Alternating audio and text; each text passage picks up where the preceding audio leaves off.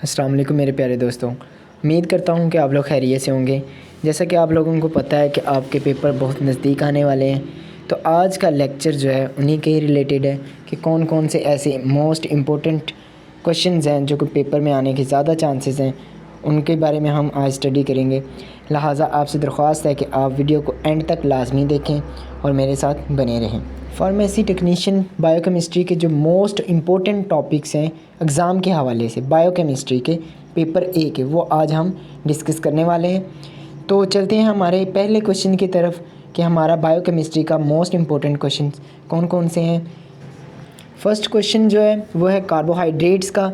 Classification of carbohydrates, मतलब कि आपने कार्बोहाइड्रेट्स का बताना है और इसके बाद बताना है कि कार्बोहाइड्रेट्स को किस किस क्लासिफिकेशन में हमने डिवाइड किया है, इसकी कौन कौन सी क्लासिफिकेशन है। सेकंड जो हमने बताना है सोर्स ऑफ कार्बोहाइड्रेट्स, इसमें भी फर्स्ट ऑफ ऑल आप लिखेंगे कि कार्बोहाइड्रेट्स क्या हैं, उसके बाद उसकी थोड़ी सी क्लासिफिकेशन बताएंगे, उसके बाद ये बताएंगे ये कहाँ कहाँ से निकाले जाते हैं, यानी कि कार्बोहाइड्रेट्स के सोर्स के हैं।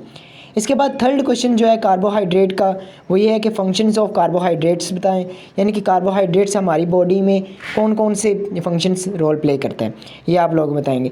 कार्बोहाइड्रेट का मोस्ट इम्पोर्टेंट टॉपिक है इस बायोकेमिस्ट्री का। फार्मेसी टेक्नीशियन पेपर ए में आने वाला सबसे ज़्यादा जिसमें से क्वेश्चन आते हैं वो कार्बोहाइड्रेट्स में आते हैं। इसके बाद का जो टॉपिक है वो है हमारे पास लिपिड्स का। लिपिड्स की क्लासिफिकेशन क्या है, क्लासिफिकेशन ऑफ लिपिड्स और फंक्शंस ऑफ लिपिड्स। सबसे पहले आप लोग बताना कि लिपिड्स क्या होते हैं, इसकी डेफिनेशन लिखेंगे, उसके बाद उसके सोर्स लिखेंगे, उसके बाद आपने इसकी क्लासिफिकेशन लिखनी है और इसके बाद इसके फंक्शंस लिखने हैं और क्या क्या ये रोल प्ले करते हैं वो बताने हैं। कम से कम आप लोग 10-10 लाइन फ़ी क्वेश्चन की लाजमी लिखा करें, क्योंकि मोस्टली बच्चे जो फेल होते हैं वो इस वजह से होते हैं, उन्होंने 2-2 3-3 लाइन्स याद की होती हैं और वही वो पेपर में लिख आते हैं और फिर वो फेल हो जाते हैं, उनके मार्क्स नहीं आते। वो कहते हैं हमें सारा तो याद था लेकिन फिर भी हम फेल हो गए, वो इस वजह से ही होते हैं। और पेपर की प्रेजेंटेशन बहुत अच्छी होनी चाहिए। देखें फर्स्ट ऑफ ऑल जब आप लिखें लिपिड, उसके नीचे लिखें उसकी डेफिनेशन, उसके बाद लिखें उसकी क्लासिफिकेशन, उसके बाद लिखें उसके फंक्शंस और फंक्शंस के बाद उसका रोल लिखें, इसी तरह उसकी कुछ एग्जांपल्स लिख दें। इस तरह बहुत अच्छा पेपर अटैम्प्ट होता है और जो चेकर होता है उसका भी उस पर जो इंप्रेशन पड़ता है वो बहुत अच्छा पड़ता है कि बच्चे ने बहुत मेहनत की है, बच्चा टैलेंटेड है। आप लोग इस तरह इसको लिखा करें, ना कि ऐसे ही बस छोड़ते जाएं, 2-3 लाइन्स लिखा और नेक्स्ट क्वेश्चन कर लिया, ऐसे आप लोग पास नहीं हो सकते।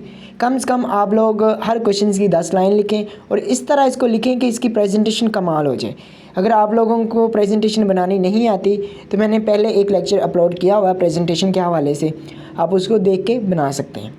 नेक्स्ट टॉपिक है हमारे पास प्रोटीन्स का, कि प्रोटीन्स में कौन कौन से इंपॉर्टेंट टॉपिक्स हैं। सबसे पहला जो टॉपिक है वो है स्ट्रक्चर्स ऑफ प्रोटीन।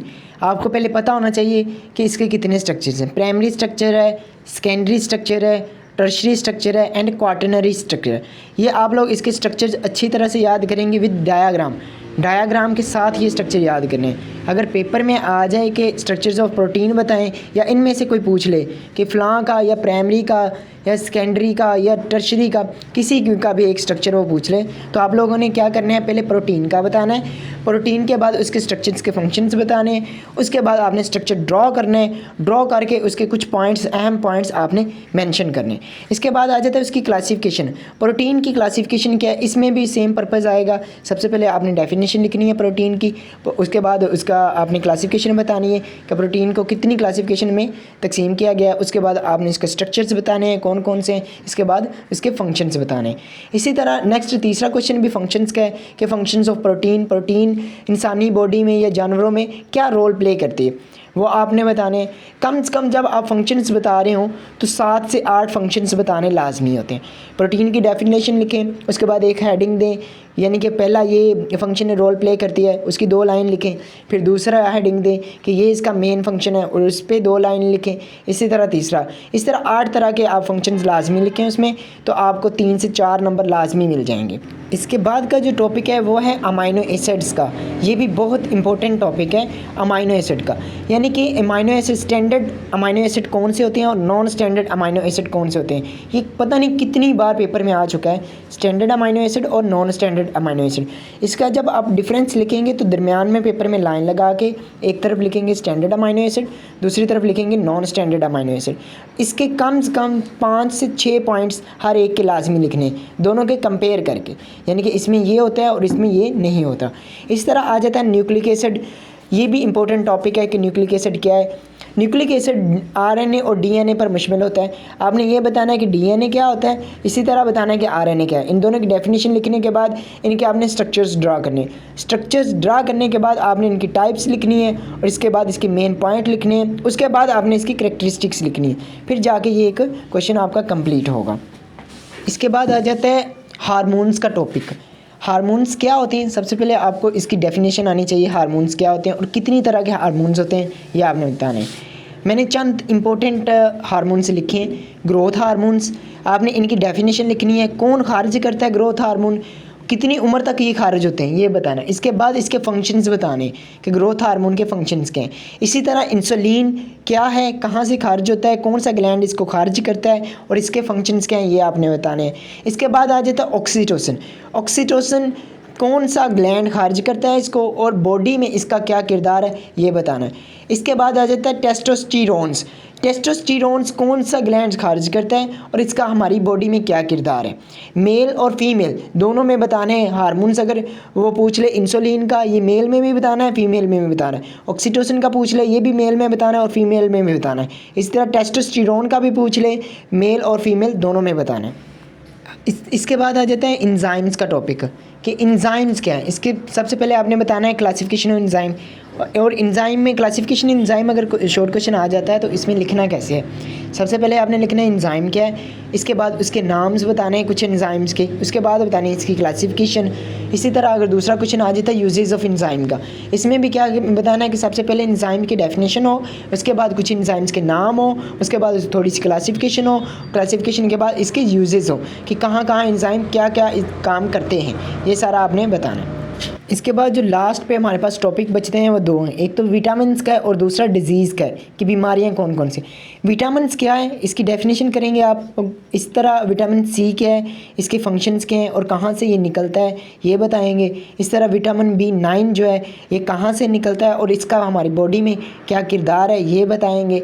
इसके बाद आ जाता है विटामिन B12, ये कहाँ से निकलता है, कौन कौन से इसके सोर्सेज हैं और ये हमारी बॉडी में क्या रोल प्ले करता है ये बताएंगे। नेक्स्ट डिजीज़ हैं हमारे पास। पहली डिजीज़ है रैकेट्स की। रैकेट्स कौन सी डिज़ीज़ है इसकी पहले डेफिनेशन करनी है कि रैकेट्स फ्लान डिजीज़ है और किस वजह से होती है ये भी बताना है। और इसके बाद इसका इलाज भी बताना है कि रैकेट्स का इलाज इस तरह मुमकिन है। इसके बाद आ जाता है ऑस्ट्रोमलेशिया। अब ऑस्ट्रोमलेशिया क्या बीमारी है, सबसे पहले इसके डिफ़ाइन करना है और उसके बाद इसकी वजह क्या बनते हैं वो बताना है। इसके बाद इसका इलाज भी बताना है कि ऑस्ट्रोमलेशिया का इलाज कैसे किया जा सकता है। इसके बाद एफ पे जो क्वेश्चन है वो है डेफिशिएंसीज ऑफ विटामिन के। विटामिन के की वजह क्या होती है, विटामिन के की कमी क्यों हो जाती है और इसकी वजह से कौन कौन सी बीमारियां हमें लगती हैं ये बतानी है। और इसके बाद विटामिन के जो है इसका सोर्स क्या है ये भी बताना है और इस डेफिशिएंसी को कैसे हम पूरा कर सकते हैं और ये भी बताना है आपने। इसके बाद आ जाता है deficiency of vitamin A. Vitamin A की कमी कौन सी बनती है, कौन कौन सी चीज़ें इसमें इन्वॉल्व हैं कि विटामिन ए की कमी का बायस बन जाए, वो आप लोगों ने बतानी है। इसके बाद आपने तजवीज़ देनी है, आपने ये भी बताना है कि इसकी कमी को इस तरह से पूरा किया जा सकता है। कम से कम ये 4-4 5-5 लाइन अपने पास से लाजमी लिख देना कि इसकी कमी को इस तरह पूरा किया जा सकता है। इसके साथ साथ फार्मेसी टेक्नीशियन वालों के लिए मैंने कुछ बुक्स तैयार की हैं जो कि बहुत ज़्यादा इम्पोर्टेंट MCQs और सब्जेक्टिव से मिल के बनाई गई हैं। नंबर जो है वो स्क्रीन पर मौजूद है, अगर किसी को चाहिए तो इस नंबर पर रब्ता कर सकता है। इंतहाई कम प्राइस है इसकी, आप लोगों में से कोई भी अगर लेना चाहे तो उसको मिल जाएंगी। अपना ख्याल रखिएगा, मिलते हैं नेक्स्ट लेक्चर में। ओके, अल्लाह हाफिज़।